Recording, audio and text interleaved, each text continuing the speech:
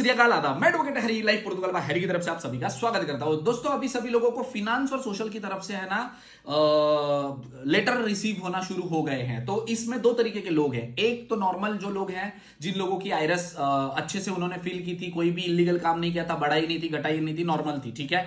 उन लोगों को लेटर रिसीव हुआ है कि हाँ भाई, आपकी आईआरएस फिल हो चुकी है, हमने अप्रूव कर दी है, इतना पैसा आपको रिफंड होगा या इतना पैसा आपको फाइन भरना पड़ेगा, ठीक है। ये आपके पोर्टल पे जिनको रिफंड आना था उनको आ भी गया, जिनको फाइन आना था वो भी आ गया, ठीक है। इसमें सवाल ये आता है कि जिनको नॉर्मल आईआरएस भरने के बाद लेटर आया उनको टेंशन लेने की जरूरत नहीं है। दूसरे लोग, जिन लोगों को एक लेटर आया हुआ है, उसमें उन्होंने बोला हुआ है कि भाई आपने जो टैक्सेस पे करे हैं, सोशल सिक्योरेंसी से भी आया कि जो टैक्सेस आपने आईआरएस मेन उन लोगों को आई है जिन्होंने बढ़ाई हुई है, जिन्होंने घटाई हुई है, जिन लोगों ने फाइन या फाइन से बचने के लिए जीरो जीरो करने के चक्कर में या रिफंड लेने के चक्कर में कुछ इलीगल उसमें जो अमाउंट है आपकी इनकम की उसको कम ज्यादा की है, उन लोगों को प्रॉब्लम आई है। तो सबसे पहले क्या प्रॉब्लम आई है? तो प्रॉब्लम ये आ रही है कि सर जी हमको घर पे लेटर रिसीव हुआ है कि आप जस्टिफाई करो कि ये इनकम कहां से आई। दूसरा आया कि सर जी हमको पहले तो 200 फाइन था, अब हमको 1200 हो गया, अब हम इसमें क्या करेंगे।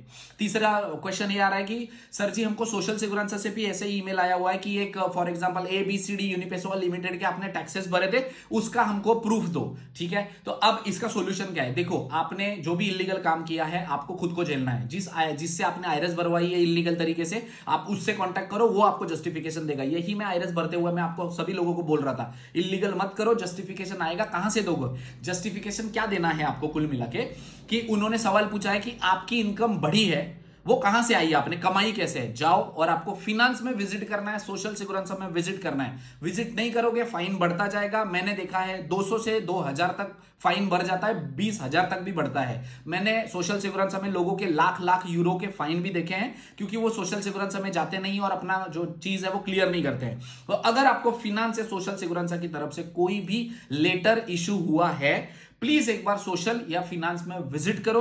उसमें अगर उन्होंने जस्टिफिकेशन मांगा होगा कि भाई इतनी इनकम आपने ज्यादा कैसे कमाई, कहां से कमाई, उसका प्रूफ लेके जाओ कि भाई मैं इस कंपनी में इस एक्टिविटी पे यहां पे काम करता था, उसने मेरे को इतने पैसे दिए, ठीक है। उस जस्टिफिकेशन के पास जाओगे तब आपका चीजें सॉर्टेड हो सकती है, अदरवाइज आपकी सॉर्टेड चीजें नहीं होंगी, ठीक है।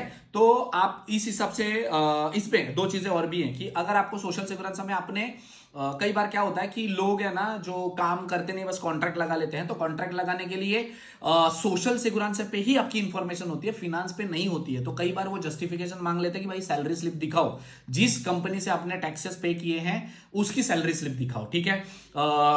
दूसरी चीज ये भी बोलते हैं कि भाई जिस कंपनी में आपने काम किया हुआ है हमको उसका प्रूफ दो, कॉन्ट्रैक्ट दो आपने जिस कंपनी से, क्योंकि वो कंपनियां ब्लैकलिस्टेड होती हैं। आप कॉन्ट्रैक्ट खरीदते हो डलने से, ठीक है, टैक्सेस डलवाते हो, ठीक है, बट वो जो कंपनी होती है वो ब्लैकलिस्टेड होती है। तो उसका हर्जाना कौन भुगतेगा? आप भुगतोगे, वो कंपनी थोड़ी, वो तो ब्लैकलिस्टेड हो गई है।